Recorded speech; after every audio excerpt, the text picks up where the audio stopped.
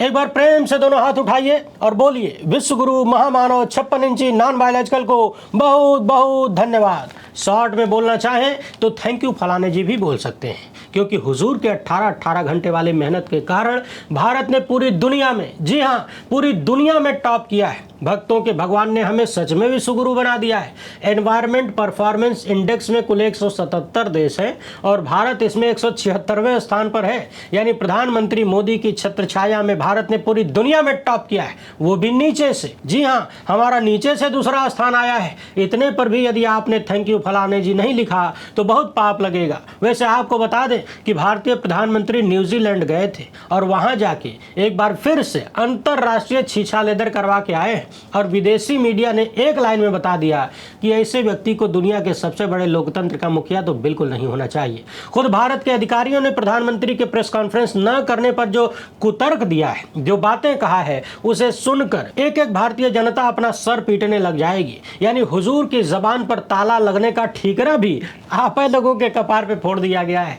कैसे फोड़ा गया है आइए उसे समझते हैं। साथ ही ये भी देखेंगे कि कैसे आम आदमी पार्टी के मुखिया अरविंद केजरीवाल कुर्सी जाने के बाद भी लगातार वो काम कर रहे हैं जो एक विपक्षी नेता को करना चाहिए। मंदिर मामले पर सुंदरकांड आंदोलन का ऐलान करने के बाद केजरीवाल अब इथेनॉल मुद्दे पर सड़क पे उतर चुके हैं। इन सभी मामलों पर एकदम तगड़ी वाली चर्चा करेंगे। टकटकी लगाकर देखते जाइए, बहुत आनंद मिलने वाला है। बर्बादी का आनंद लीजिए। पहली बार है तो चैनल को सब्सक्राइब करके घंटी बजा दीजिए टन से। हर वीडियो को लाइक और शेयर करना आपकी जिम्मेदारी है। इसके अलावा आप जानते हैं कि हम किसी धन्ना सेठ या राजनीतिक दल के दम पर चलते नहीं, तभी खुलकर उन मुद्दों पर बात हो पाती है जिन्हें छुपाने के लिए गोदी मीडिया और लपट झंडे पैदा किए गए हैं। हमारा काम पसंद आता हो तो इसके QR कोड या मोबाइल नंबर का प्रयोग करते हुए जो भी हो सके आर्थिक सहयोग भेजने का प्रयास जरूर करें। बहुत बहुत धन्यवाद। अभी हाल ही में प्रधानमंत्री मोदी जब नॉर्वे गए थे, जहां का मीडिया पूरी दुनिया में सबसे ज्यादा स्वतंत्र बताया जाता है, एक महिला पत्रकार ने विश्वगुरु से पूछ लिया कि आप दुनिया के सबसे स्वतंत्र मीडिया से सवाल क्यों नहीं लेते मिस्टर मोदी। इसके बाद विश्वगुरु किस तरीके से मुंडी नीचे झुकाए, वहां से खिसक लिए थे, याद तो होगा ही। नहीं याद है तो एक बार फिर से देख लीजिए, एक बार फिर से यादें ताजा कर लीजिए अंतरराष्ट्रीय बेइज्जती की। इसके बाद दुनिया भर में भारतीय लोकतंत्र का छीछा लेदर हुआ। सवाल उठा कि जो लोग डिंगे हाँकते थे कि हम लोकतंत्र को खाते हैं, पीते हैं, जीते हैं, लोकतंत्र हमारी नसों में है, रगों में दौड़ता है, वो लोकतंत्र के प्राथमिक पहचान को ही क्यों मिटा रहे हैं। इस तरह से सवालों को नजरअंदाज करने वाले तो तानाशाह कहे जाते हैं। लोकतांत्रिक होने की पहचान तो ये बिल्कुल नहीं हो सकती। बहरहाल वहां से वैश्विक बेइज्जती कराने के बाद एक ताजा घटना ऑस्ट्रेलिया मीडिया ने कर दिया। यहां एक पत्रकार ने नेताओं की मीटिंग को दिखाते हुए बताया कि इससे ज्यादा करीब आप पीएम मोदी के नहीं जा सकते, क्योंकि वो अनस्क्रिप्टेड न्यूज कॉन्फ्रेंस से दूर रहते हैं। देसी भाषा में कहें तो ऑस्ट्रेलियाई मीडिया के पत्रकार ब्लैक जॉनसन अपने देश की और दुनिया भर की जनता को यह याद दिला रहे थे कि नरेंद्र मोदी केवल वही इंटरव्यू या प्रेस कॉन्फ्रेंस की इजाजत देते हैं जहां पर सब कुछ स्क्रिप्टेड होता है, जैसे आम काट के खाते हैं या चूस के लेते हैं, जेब में बटुआ रखते हैं कि नहीं, आप थकते क्यों नहीं हैं, जैसे सवाल पहले से लिख कर दे दिए जाएं तब ये इंटरव्यू देते हैं। अब आप बताइए कि ऐसी चीज़ों से दुनिया में भारत की साख बढ़ती है या मिट्टी पलीत होती है। उधर न्यूजीलैंड में विश्वगुरु ने एक नया कांड करवा दिया। न्यूजीलैंड के एक पत्रकार ने भारतीय अधिकारियों से पूछा कि पीएम मोदी ने प्रेस कॉन्फ्रेंस काहे नहीं किया जी। तो सबसे पहले भारतीय अधिकारी सवाल सुनकर थोड़ा सा हंसते हैं, फिर लगा के अरे हंस देंगे तो गड़बड़ा जाएगा, थोड़ा सा मुस्कुराने पे आए, फिर सीरियस हो गए, कहने लगे कि आपका सवाल जाना पहचाना लगता है। इसके बाद गंभीर होते हुए कहते हैं कि देखिए मैं एक सिविल सर्वेंट हूँ, यानी सरकारी कर्मचारी हूँ। इसके तौर पर मेरे लिए मोदी के पॉलिटिकल तरीके पर सवाल उठाना ठीक नहीं है। वो बहुत सफल पॉलिटिशियन है जी, लेकिन मैं आपको कुछ चीजें बता देता हूं। अधिकारी ने कहा प्रधानमंत्री मोदी एक बेहतरीन भारतीय पॉलिटिशियन है। मोटे तौर पर अधिकतर भारतीय पॉलिटिशियन अपने वोटर से सीधे कॉन्टैक्ट करना पसंद करते हैं। भारत के वोटर, खासतौर पर ग्रामीण इलाके के वोटर, डायरेक्ट कॉन्टैक्ट चाहते हैं। उन्हें कमतर स्तर की बात करना पसंद नहीं है, उन्हें मध्यस्थों के जरिए बात करना भी पसंद नहीं है। और मोदी ने अपने वोटर से सीधे कॉन्टैक्ट करने की कला में महारत हासिल कर लिया है और ऐसा लगता है कि वो इसमें काफी अच्छा काम भी कर रहे हैं। जब से वो चुने गए हैं, अपने तीसरे टर्म में हैं, वो हमारे देश के सबसे लंबे समय तक सेवा देने वाले प्रधानमंत्रियों में से एक हैं। अब आप बताइए कि ये माननीय अधिकारी लोग भी दुनिया में भारत की इज्जत का क्या बना रहे हैं। दुनिया वाले क्या सोचते होंगे कि भारत की सरकार कितनी अनडेमोक्रेटिक है। उनके अधिकारियों को ऐसे ऐसे कुतर्क गढ़ के अपने नेता का बचाव करना पड़ता है। हालांकि ये अधिकारी बेचारे भी क्या करें, फंसे हुए हैं, या फिर शायद ऐसे कुतर्कों के माध्यम से अपने नेता का बचाव करने के लिए ही उन पदों पर बिठाए गए हैं। अन्यथा यदि सच बोल दें कि विश्वगुरु सवालों के जवाब देने से घबराते हैं क्योंकि देने के लिए जवाब नहीं है, इसलिए प्रेस कॉन्फ्रेंस के नाम से भाग जाते हैं, डर जाते हैं, तो फिर इन अधिकारियों का क्या होगा? जज लोया किसे याद नहीं है? लेकिन यदि हम विदेश मंत्रालय के इन अधिकारी के जवाब को ध्यान से देखें तो सोचिए कि भारत की पूरी व्यवस्था किस रास्ते पे चल पड़ी है। इनका कहना है कि मोदी बहुत सफल पॉलिटिशियन है। सवाल है कि पॉलिटिशियन के सफल होने असफल होने का क्राइटेरिया क्या है? क्या दुनिया में जितने सफल पॉलिटिशियन हैं या फिर भारत में भी हैं वो प्रेस कॉन्फ्रेंस नहीं करते? क्या सफल पॉलिटिशियन का यही काम होता है कि वो सवाल सुनते ही दुम दबा के भाग ले? क्या पॉलिटिशियन सफल होता है तो उसकी जबान पे ताला लग जाता है? क्या भारत में बेहतरीन पॉलिटिशियन होने का यही मतलब है कि आप सवालों के जवाब नहीं देंगे, पालतू गोदी मीडिया के साथ बैठ के घंटों ठीठी ठीठी करेंगे, लेकिन देश और दुनिया के असली सवालों पर आपकी घिघी बन जाएगी? ये भारत के विदेश मंत्रालय के सेक्रेटरी हैं रुद्रेंद्र टंडन, और इन्होंने प्रधानमंत्री मोदी के पत्रकारों से डर को छुपाने के लिए, सवालों से डर को छुपाने के लिए और बड़ा छीछा लेदर करवा दिया। कह रहे हैं कि मोटे तौर पर अधिकतर भारतीय पॉलिटिशियन अपने वोटर से सीधे कांटेक्ट करना पसंद करते हैं। यानी मोदी को बचाने में इन्होंने भारत के ज्यादातर नेताओं को भी लपेट दिया, उनके सम्मान को भी ठेस पहुंचा दिया। अब सवाल है कि टंडन जी, आप दुनिया के किस कोने में रहते हैं हुजूर? आपने अधिकतर शब्द बोल दिया, यानी भारत के ज्यादातर नेता सवालों से डरते हैं क्या? जबकि यह सरासर झूठ है। विपक्ष के नेताओं को तो छोड़ दीजिए, विपक्ष के नेता तो आए दिन प्रेस कॉन्फ्रेंस कर रहे हैं। जितने भी विपक्षी नेता हैं सब प्रेस कॉन्फ्रेंस कर रहे हैं, सवालों का सामना करते हैं, और ये सब कुछ गोदी मीडिया के दौर में करते हैं। विपक्षी नेताओं को मालूम है कि गोदी मीडिया के लपटझंडिसों को सवाल कहां से मिलता है, उनका खर्चा कौन संभाल रहा है, लेकिन फिर भी विपक्ष प्रेस कॉन्फ्रेंस करता है। तो विपक्ष की बात तो छोड़ दीजिए, यहां तक कि भाजपा के भी बहुत सारे नेता हैं जो प्रेस कॉन्फ्रेंस करते हैं, सवालों के जवाब देते हैं, भले गोल गोल देते हो। प्रधानमंत्री मोदी के सबसे करीबी अमित शाह को ही ले लीजिए, वो भी प्रेस कॉन्फ्रेंस करते हैं। वो अलग बात है कि जिस सवाल का जवाब नहीं आता या फिर जवाब गड़बड़ होता है उस पर हड़का देते हैं, मगर यह कहना कि भारत के अधिकतर नेता सीधे वोटर से कांटेक्ट करना पसंद करते हैं, प्रेस कॉन्फ्रेंस नहीं करते, यह निकृष्टतम दर्जे का झूठ है। और तो और इन्होंने भारत के ग्रामीण वोटरों को भी नहीं छोड़ा। कहने लगे कि भारत के वोटर्स, खासतौर पर ग्रामीण इलाके के वोटर, डायरेक्ट कांटेक्ट चाहते हैं। अब आप दर्शक बताइए कि आप में से कितने लोग हैं जो नहीं चाहते कि नरेंद्र मोदी प्रेस कॉन्फ्रेंस करें, सवालों के जवाब दें? क्या आप चाहते हैं कि नरेंद्र मोदी टेलीप्रॉम्प्टर पर लिख के मन की बकवास करते रहें और आप चुपचाप बैठ के रेडियो पर सुनते रहें, जिसमें सिर्फ उनके मन की बात हो, आपके काम की रत्ती भर भी बात न हो? विदेश मंत्रालय के अधिकारी ने नरेंद्र मोदी की सबसे बड़ी कमजोरी को उनकी ताकत बनाने का प्रयास किया और कहने लगे कि मोदी को कमतर स्तर की बात करना पसंद नहीं है, यानी प्रेस कॉन्फ्रेंस करना, सवालों का जवाब देना इनके अनुसार छोटे स्तर की बात है। मोदी को मध्यस्थों के जरिए बात करना पसंद नहीं, यानी पत्रकार मध्यस्थ हो गए, बिचौलिया हो गए, दलाल हो गए। इस सरकार के अधिकारियों का ज्ञान और उनकी भाषा सुनिए। पिछले दिनों विदेश मंत्री एस जयशंकर ने, जब ईरान और अमेरिका के वार की बात हो रही थी, मध्यस्थता की बात हो रही थी, तो कहने लगे कि हम दलाल देश नहीं है। यानी दो देशों के युद्ध रुकवाने की जब बात आती है तो कहते हैं कि हम दलाल देश नहीं है। यहाँ पर पत्रकारों को भी सीधे सीधे कहीं ना कहीं मध्यस्थ का मतलब दलाल कहा जा रहा है कि मोदी को और देश की जनता को दलाल पसंद नहीं है, मीडिएटर पसंद नहीं है, उन्हें डायरेक्ट बात करना है। अब सवाल ये है कि जब गोदी मीडिया के ही लपटझंडिसों को सामने बिठा के घंटों तक हुजूर ही ठिठी करते हैं, अमवा काट के खाते हैं कि चूस के खाते हैं, कि आप थकते काहे नहीं हैं, बटुआ रखते हैं कि नहीं रखते हैं, जब ये सारी बकवास हो रही होती है तो ये गोदी मीडिया के लपटझंडिस भी मध्यस्थ होते हैं या फिर कुछ और होते हैं? यानी बचाव करते करते विदेश मंत्रालय के अधिकारी ने अपने व्यक्तिगत सोच समझ और सम्मान का ख्याल भी नहीं किया। कह रहे हैं कि मोदी अपने वोटर से सीधे कॉन्ट्रैक्ट करने की कला में महारत हासिल कर चुके हैं। यानी एक तरफा भाषण देना इनके अनुसार डायरेक्ट कांटेक्ट है, और जनता के मुद्दों पर सवाल यदि पत्रकार पूछ ले वो डायरेक्ट कांटेक्ट नहीं है। वैसे आप लोग यहाँ ये बिल्कुल मत सोचिएगा कि विदेश मंत्रालय के अधिकारी टंडन साहब के पास विद्वता की कमी, ऐसा बिल्कुल नहीं है। बहुत बुद्धिमान आदमी है, लेकिन क्या किया जाए, गोबर को गुलगुला साबित करने का टेंडर जब ले लिया है तो अपने दिमाग में भी थोड़ा बहुत गोबर तो डालना पड़ेगा ना। उधर स्काई न्यूज ने मोदी के विदेशी प्रोपेगेंडा पर जबरदस्त चुटकी मार दिया है। पूर्व सांसद जवाहर सरकार ने वीडियो शेयर करते हुए लिखा कि ऑस्ट्रेलियाई लोग मोदी के बड़े ईगो को खुश करने के लिए भारत सरकार के पैसे देकर किए गए दिखावे पर कैसे कैसे तंज कर रहे हैं, जरा देखिए। मोदी प्रेस कॉन्फ्रेंस में भागते हैं लेकिन टेलीप्रॉम्प्टर के साथ बहुत खुश रहते हैं। पूरी दुनिया उनके गोरे नेताओं को गले लगाने और इम्प्रॉम्प्टू मेडल लेने के जुनून का मजाक उड़ाती है। स्काई न्यूज की इस एंकर ने पूरे कार्यक्रम को लेकर मजाक बनाया, कहा कि जिस हॉल में अक्सर रॉक स्टार के कार्यक्रम होते हैं, यानी गाने बजाने वाला कार्यक्रम होता है, मोदी मोदी के लिए वो हॉल बुक किया गया और कथित रूप से उस देश में रहने वाले तमाम भारतीयों को पैसे दे के अपने खर्चे पे चार्टर्ड प्लेन में बिठा बिठा के भीड़ जुटाई गई और किसी रॉक स्टार की तरह उनका स्वागत किया गया। ढोल नगाड़ा बजता रहा, डांस होता रहा। कुछ लोग कह रहे हैं कि दुनिया के किसी नेता को इतनी नौटंकी विदेश में जाके करवाने की जरूरत शायद कभी नहीं पड़ी होगी जितनी महामानव को पड़ती है। तो कुल मिलाकर बात वही है कि जो करना चाहिए वो नहीं कर पाते हैं, इसलिए कमी को पूरा करने के लिए ड्रामा करना पड़ता है। ठीक वैसे ही जैसे गोदी मीडिया को जनता के मुद्दों पर बात करनी चाहिए, अब वहां बात नहीं करनी है तो कुछ न कुछ ड्रामा पैदा करना होगा। इसीलिए हिंदू मुसलमान का मुर्गा लड़ाई होता है। वो अलग बात है कि ये ड्रामा भारत के सम्मान, भारत की साख के लिए बहुत महंगा पड़ रहा है। ऑस्ट्रेलिया के ही चैनल 7 ने कथित रूप से पोल खोल दिया कि कैसे विशेष विमानों से यानी चार्टर्ड फ्लाइट से 25 से 30 हजार सपोर्टर पैसे दे देकर प्रधानमंत्री मोदी के कार्यक्रम में बुलाए गए ताकि हुजूर भक्तों के बीच अपना भौकाल टाइट कर सकें और यहाँ का गोदी मीडिया इसे ही विश्वगुरु होने की पहचान बता सके। अब समझने वाली बात यह है कि न्यूजीलैंड में भाषण देते हुए प्रधानमंत्री मोदी ने कह दिया कथित रूप से कि 30 साल पहले वो न्यूजीलैंड गए थे तो उस वक्त किसी ने इन्हें गिफ्ट में एक मफलर, एक टोपी और एक दस्ताना दिया था।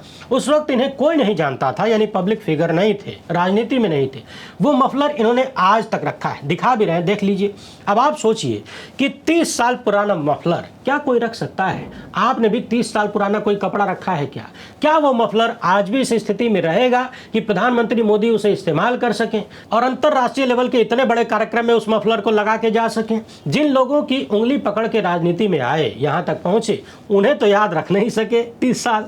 जिनका रथ हाँका करते थे 2013 में, जिनके पैर छुआ करते थे, साल 2 साल बाद पीएम बनने के तुरंत बाद उनका पांव छूना तो याद रख नहीं सके, लेकिन 30 साल पुराना मफलर इनको याद है और 30 साल से एक मफलर को बचा के रखे, आज भी उसका प्रयोग कर रहे हैं कभी कभी।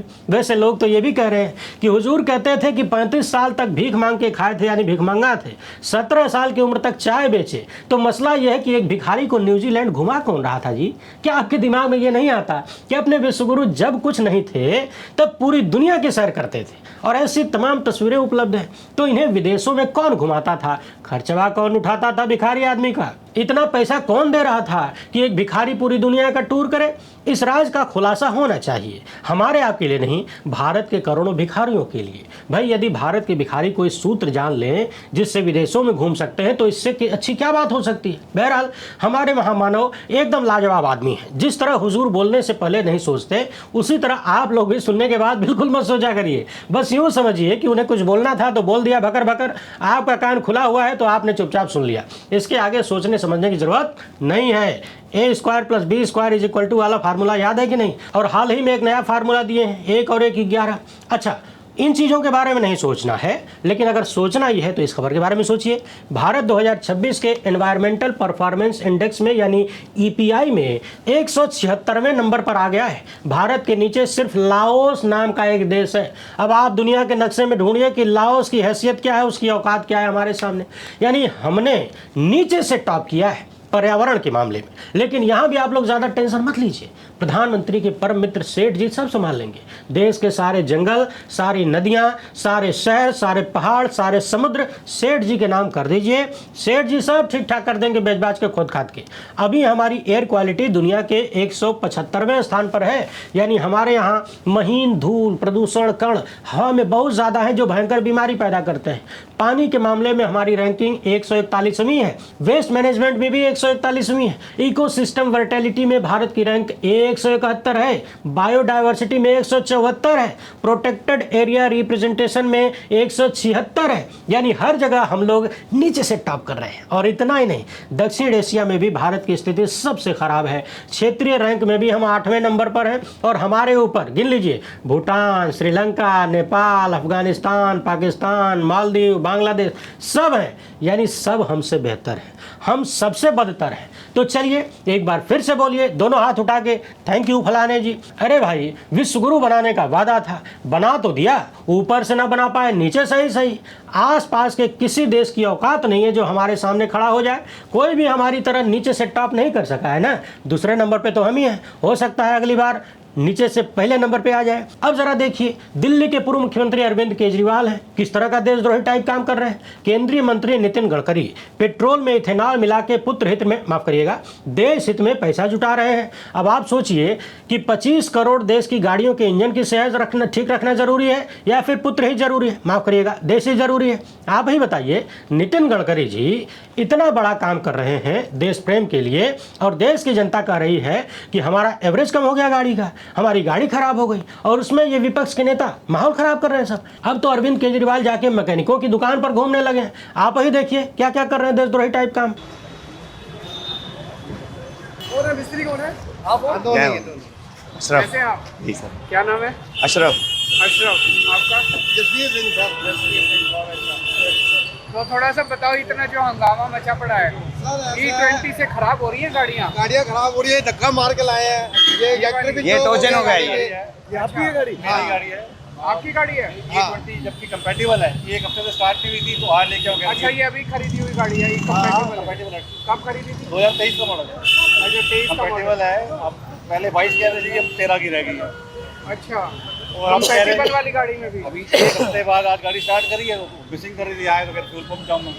फ्यूल पंप खराब हो गया। फ्यूल पंप खराब है, इंजेक्टर चौक है। तो गाड़ी का क्या मॉडल क्या है, कौन सी कंपनी की? 2023 है। 2022-23 model. Honda city. Honda city है। एक ये गाड़ी है जी। इसमें क्या प्रॉब्लम है? इसमें भी इंजेक्टर चौक है सर। अच्छा, फिल्टर विल्टर सब चौक है। इसमें भी इंजेक्टर चौक है? हाँ जी।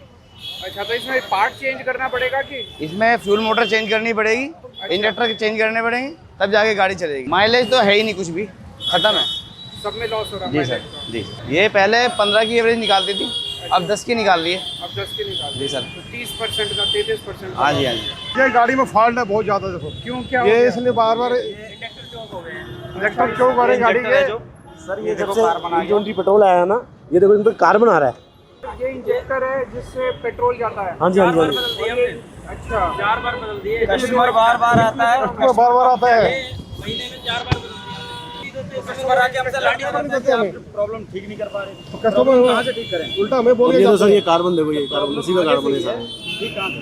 ये देखो अभी नया डाला हमने, महीना पहले। हर गाड़ी में शिकायत है, ये गाड़ी नहीं पहली बार खोल रहे हैं, हर गाड़ी में शिकायत है। आइटम आता है 4 पीस आता है 7-8 हज़ार का, बार बार खराब हो अच्छा, जाता है। ये अच्छा चारों मिला के 7-8 हज़ार। पहले शिकायत नहीं आती थी, अब जब से E20 आया जब से शिकायत आ रही है, ये प्रॉब्लम ही आ रही है। पहले रेगुलर सर्विस के लिए आती हूँ। पहले रेगुलर सर्विस के लिए आती है, अब हम भी परेशान हैं इससे। इसकी वजह से हम इंजन को खोल देते हैं कि हाँ क्या पता आगे खराबी हो, फिर भी वही इंजन करने के बाद भी वही प्रॉब्लम, सेम प्रॉब्लम आ जाती है। गाड़ी झटके मारने लग जाती, ड्राइवर नहीं चढ़ती गाड़ी, बहुत ज़्यादा प्रॉब्लम आ रही इसकी वजह से।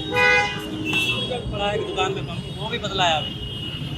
गाड़ी की प्रॉब्लम सॉल्व नहीं है, बाइक को स्कूटी का भी यही प्रॉब्लम तो है। सरकार कम से कम इतना तो कर सकती है, ऑप्शन दे दे, जिसने E20 लेना E20 ले ले, जिसने पेट्रोल लेना पेट्रोल ले ले।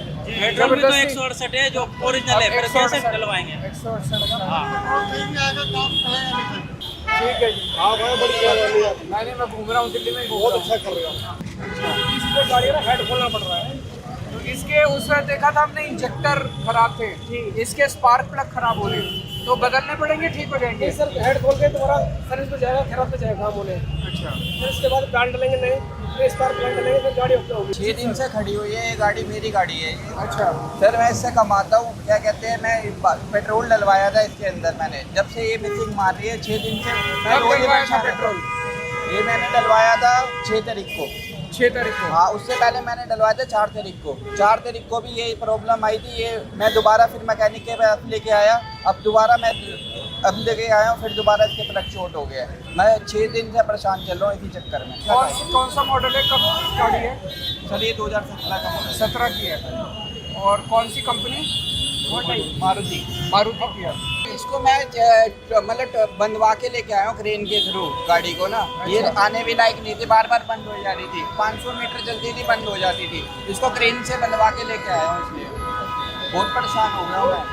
ये गाड़ी भी E20, इसमें क्या प्रॉब्लम है? ये वही फॉल्ट आ रहा है, बार मिसिंग का फॉल्ट आ रहा है। इसमें कार्बेटर का फॉल्ट है, जो कार्बेटर है ना चोक हो रहा है, अभी खोल रहे इसके लिए। तो E20 का क्या एक्सपीरियंस है अभी तक? ये तो बिल्कुल बेकार है। आपकी कौन सी गाड़ी है? मेरी एक्टिवा 4 है। अच्छा जी है। अच्छा 749 है। अच्छा। तो कब से प्रॉब्लम आ रही है? सर जब से ये चल रहा तब से प्रॉब्लम हमारे ना एवरेज होता है ना कुछ होता, गाड़ी में लोड ही नहीं देती गाड़ी। अच्छा, कितनी एवरेज आ रही है अब? मेरी तो 22 की एवरेज आ रही है। अभी 22 की आ रही है, पहले कितनी आती थी? पहले आती थी 44-45 की। जब लाया हूँ करवाने क्या बोलते हैं प्रदूषण, हाँ। तो कह रहे हैं कि गाड़ी तुम्हारी गाड़ी बैठ रही है, रही हो रही, ये हो रहा लोड नहीं ले रही है, सारी बातें बता रहे हैं। कैसे हैं आप? बहुत बढ़िया, नमस्कार। पेट्रोल भरवाने आए हैं? हाँ जी। कैसा E20 का क्या एक्सपीरियंस? अभी तो दो तीन बार मेरी गाड़ी खराब हो चुकी है। खराब हो चुकी? हाँ, कितने दिनों में? करीबन 2 महीने में। 2 महीने में 3 बार खराब हो 3 चुकी? बार हो चुके, एक बार चेंज करवा चुका हूँ मैं। क्या चेंज कराया? फ्यूल पंप जो अच्छा, फ्यूल पंप चेंज कराया? हाँ, उन्होंने बोला था वो चेंज होगा, तो वही चेंज करवा रहा था इसके। अच्छा, अभी दोबारा फिर क्या करें, यही मिल ही रहा है, यही और डलवाना भी पड़ रहा है। माइलेज? माइलेज तो बहुत कुछ नहीं है माइलेज। पहले कितनी थी? पहले थी सिटी के अंदर एसी चला के 15 थी, अब तो कुछ भी नहीं आती, 7, 8 या 5 किसी भी, यही अभी माइलेज है। बाप रे। बहुत परेशानी और है। कितनी पुरानी गाड़ी है? ये मेरी है 7 साल 6 साल। 7 साल। 2023 के पहले की है? हाँ जी, हाँ जी। 23 वही सब लोग यही कह रहे हैं ना, 23 के पहले की गाड़ी में E20 चलता नहीं है। नहीं चलता, हाँ जी, नहीं सपोर्ट नहीं करता है ना? सेम इशू बाइक के साथ भी मेरा सेम इशू है। तो क्या क्या एक्सपीरियंस है E20 का? सर E20 का एक्सपीरियंस ये एकदम पहले जो मेरे 12-13 दिन चल जाती थी एक टंकी में, हाँ, और अभी मुश्किल से 7 दिन ही चलती है। ये E20 का कैसा एक्सपीरियंस है आपका? सर अभी तो मिक्स्ड एक्सपीरियंस है, बट मोस्टली जो डाउनफॉल ही है, more than the benefits we are getting the negative side, and moreover we are paying more than what we were paying earlier, right? Ethanol अगर हम mix करें तो price कम होना चाहिए, suppose to be down, right? पर normal consumer के लिए वो बढ़ ही रहा है, जिससे प्रॉब्लम बढ़ ही रही है, गाड़ी की लाइफ कम हो रही है, इंजन की लाइफ कम हो रही है। E20 का क्या एक्सपीरियंस है? E20 अच्छी बेसिकली इंजन में नॉकिंग क्रिएट कर रहा है, कर रहा है, इंजन को में तंग कर रहा है। ओके, फोर्स किया जा रहा है, ऑप्शन देना चाहिए था। कोई भी, मैंने सारी कंट्रीज़ को स्टडी किया है और उन्होंने 50 साल लगाए थे ब्राज़ील वालों ने बिफोर दे फेस्ड आउट। इन्होंने 3 साल के अंदर ज़बरदस्ती कर दी। पहले 40 थी, पहले 40 रहती थी, अब कितनी है? अब कम से कम 32 हो गई है जी। 32 हो गई, 25% गिर गई है। हाँ जी, गिर गई। तो पहले यानी 35, 40, 35, 40 अब तो लग रहा है कि कहना डाउन हो रही है। कितनी हो गई अब? 32, 33। तो 40 से लगभग 32 के करीब, हाँ 32 के 25% का फ़र्क पड़ गया। पहले 45 एवरेज आती थी, अब 35 आ रही है एवरेज। पहले 45 आती थी, माइलेज गिर गई। अब माइलेज गिरी है।